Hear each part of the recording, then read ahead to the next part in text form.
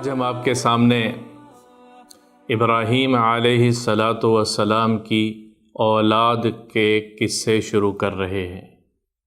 اولاد ابراہیم علیہ الصلاۃ والسلام، ابراہیم علیہ السلام کے بعد نبیوں کا سلسلہ، نبوت صرف اور صرف ابراہیم علیہ الصلاۃ والسلام کی اولاد میں آئی ہے۔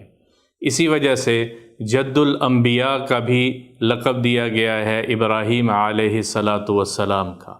تمام نبیوں کے باپ ہیں۔ نبوت کا سلسلہ ابراہیم علیہ الصلاۃ والسلام کے بعد ان کی اولاد میں ہی آگے چلا ہے۔ تو ابراہیم علیہ السلام کا قصہ ہم نے پہلے سنایا ہے۔ ابراہیم علیہ الصلاۃ والسلام کے سب سے بڑے بیٹے اسماعیل علیہ الصلاۃ والسلام کا قصہ آج آپ کے سامنے سنانے لگے ہیں۔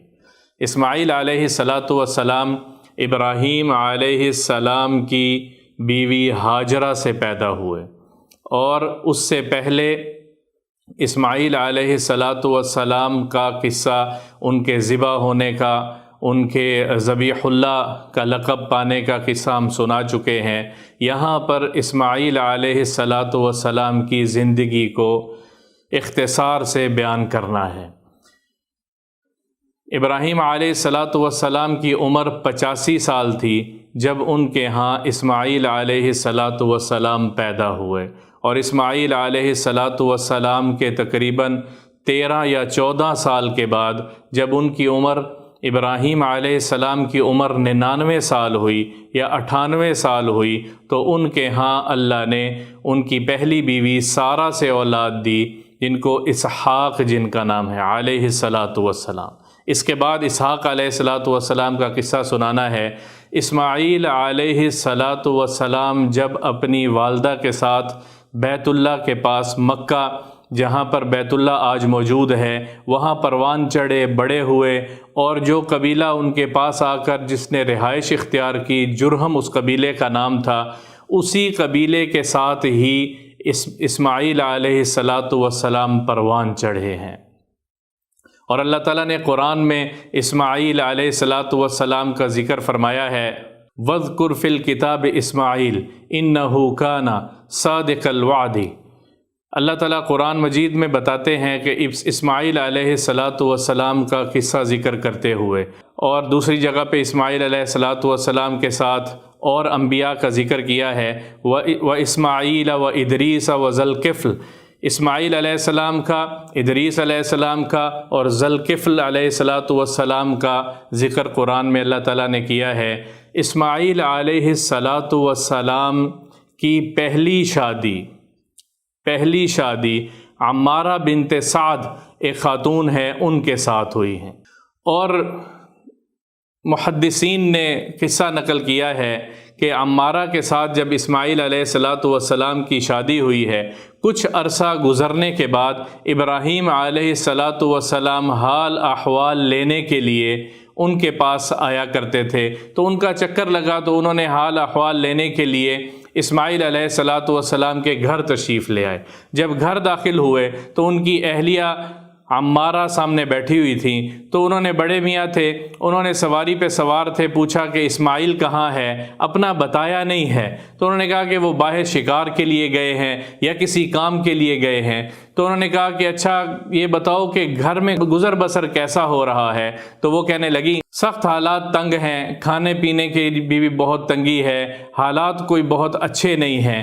تو ابراہیم علیہ الصلاۃ والسلام نے اسی حالت میں کہا، اچھا اسماعیل آئے تو اس کو میرا ایک پیغام دے دینا۔ انہوں نے کہا آپ ہیں کون؟ انہوں نے کہا بس وہ سمجھ جائے گا، میرا ایک پیغام دے دینا۔ پیغام کیا ہے؟ اسماعیل آئے تو اسے کہنا غیر عتبۃ بابک، اپنے گھر کی چوکھٹ کو بدل لے، اور یہ پیغام دے کے ابراہیم علیہ الصلاۃ والسلام واپس تشریف لے گئے۔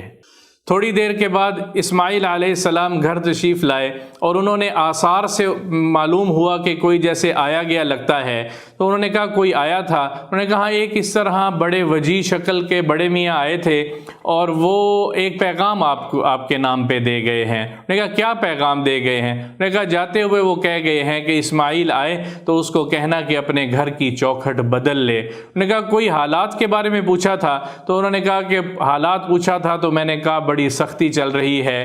تو وہ اسماعیل علیہ السلام نے کہا وہ میرے والد ابراہیم علیہ السلام تھے اور جاتے ہوئے مجھے پیغام دے گئے ہیں کہ اپنی بیوی سے علیحدگی اختیار کر لو، اپنی بیوی سے علیحدگی اختیار کر لو، اور وہیں اپنی بیوی کو طلاق دی اور ان سے علیحدگی اختیار کر لی۔ ناشکری اتنا بڑا جرم ہے، ناشکری اتنا بڑا جرم ہے کہ ابراہیم علیہ السلام ایک سبق دے رہے ہیں، سبق بتا رہے ہیں کہ گھر کی عورت کا شکر گزار ہونا بہت ضروری ہے گھر کی زندگی کے لیے، ورنہ گھر کی زندگی جہنم بن جاتی ہے۔ شکر گزار بیوی کا مل جانا اللہ کی طرف سے ایک نعمت ہے۔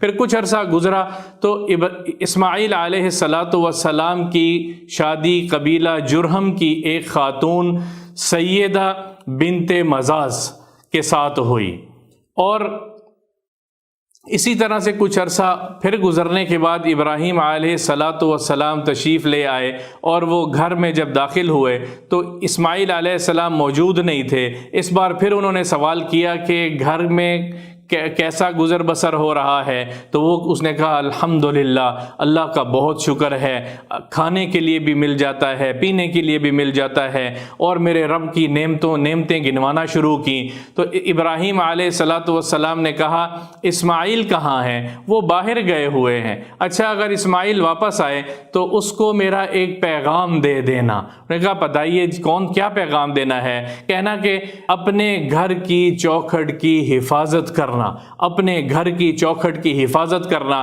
اسماعیل علیہ السلام اسی طرح سے واپس آتے ہیں اور وہ پوچھتے ہیں کہ کوئی آیا گیا تو نہیں ہے، تو معلوم پڑتا ہے، بتایا جاتا ہے، بیوی بتاتی ہے کہ اس طرح ایک بڑے میاں آئے تھے اور وہ آپ کے نام ایک پیغام دے گئے ہیں۔ نے کہا کیا پیغام دے گئے ہیں؟ نے کہا اپنے گھر کی چوکھٹ کی حفاظت کرنا، اپنے گھر کی چوکھٹ کی حفاظت کرنا۔ اللہ اکبر! یہ ایک قصہ، دونوں واقعات میاں بیوی کے آپس کی زندگی، بیوی کی گھر کی زندگی کو بیان کرتا ہے کہ ضروری ہے کہ گھر کی عورت شکر گزار ہو۔ رسول اکرم صلی اللہ تعالی علیہ وسلم نے عورتوں کو یہ فرمایا ہے کہ میں نے جہنم میں کثرت سے عورتوں کو دیکھا ہے، جہنم میں کثرت سے عورتوں کو دیکھا ہے۔ تو پوچھا گیا کیوں؟ فرمایا وہ اپنے شوہر کی ناشکری کرتی ہیں، اپنے شوہر کی ناشکری کرتی ہیں۔ شکر گزار بیوی۔ تو وہ کہنے لگی کہ کون تھے؟ کہنے لگے میرے والد ابراہیم علیہ السلام تھے، وہ پیغام دے گئے ہیں مجھے۔ کیا پیغام دے گئے ہیں؟ کہ اپنی گھر کی چوکھٹ کی حفاظت کرنا، یعنی اپنی بیوی کی حفاظت کرنا۔ تیری بیوی شکر گزار ہے، تیری بیوی شکر گزار ہے، اور اس کی حفاظت کرنا میرے اور آپ کے لیے بہت بڑا سبق ہے۔ ہماری گھر کی عورتیں شکر گزار بن جائیں۔ لَإِن شَكَرْتُمْ لَأَزِيدَنَّكُمْ وَلَإِن كَفَرْتُمْ وَإِنَّ عَذَابِي لَشَدِيدٌ۔ اگر ہم شکر گزار بنیں گے تو تحقیق اللہ نعمتوں کو بڑھا دے گا، اور اگر ہم کفران نعمت کریں گے تو میرے اللہ کا عذاب بڑا سخت ہے۔ پھر وہ نعمتیں چھین لی جاتی ہیں، یہ بول زبان کا، اس کا دخل ہے زندگی میں، نعمتوں کے ساتھ زندگی گزار رہا ہے، یہ زبان کا بول ہے۔ الحمدللہ! اور میں کیوں اللہ کا شکر ادا نہ کروں جس نے پیشانی کے بالوں سے لے کے انگوٹھے کے ناخن تک، جس نے میرے جسم کو بنایا ہے، جس نے میری دھڑکن کو چلایا ہے، اور پورے جسم کا نظام ہے اور آس پاس کی چیزیں ہیں۔ دیکھیں تو صحیح چلتے ہوئے کہ میرے رب نے کیا کیا عنایات کی ہیں۔ تو مجھے اور آپ کو خاص طور پہ یہ پیغام ہے کہ ہماری گھر کی عورتوں کو یہ ہم نصیحت کریں کہ وہ شکر گزار ہوں، وہ اپنے خاوند کی شکر گزار بنیں، اللہ کی طرف سے رحمتیں نازل آئیں گی۔ اسماعیل علیہ السلام نے آگے زندگی گزاری ہے۔ اسماعیل علیہ السلام کے 12 بیٹے پیدا ہوئے، جن میں نابت اور قدار سے آگے عرب قبائل کی نسل چلی ہے، اور باقیوں کا ذکر بھی موجود ہے تاریخ میں، لیکن ان سے آگے سلسلہ نہیں ایسا کوئی چلا۔ نابت اور قدار سے آگے نسل چلی ہے۔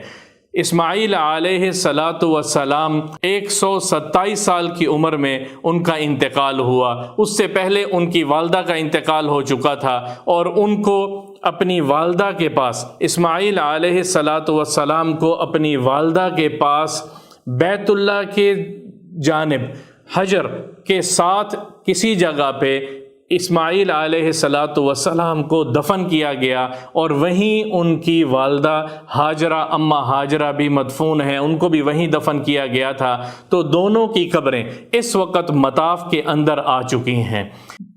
دنیا سے جانے سے پہلے انہوں نے اپنی ذمہ داری نبوت کا سلسلہ اپنے بعد بھائی اسحاق علیہ السلام کے سپرد کیا، اور ساری دعوت اور تبلیغ کی جو کام ہے، جو آگے انبیاء نے جس پیغام کو لے کر چلنا ہے، اللہ کی دعوت کو دینا ہے، وہ اسحاق علیہ السلام کے سپرد کیا، اور اللہ کی طرف سے اسحاق علیہ السلام نبی بنے ہیں، اور پھر اسحاق علیہ السلام سے آگے یعقوب علیہ السلام، اور پھر یہ انبیاء کی اس طرح سے نسل چلی ہے۔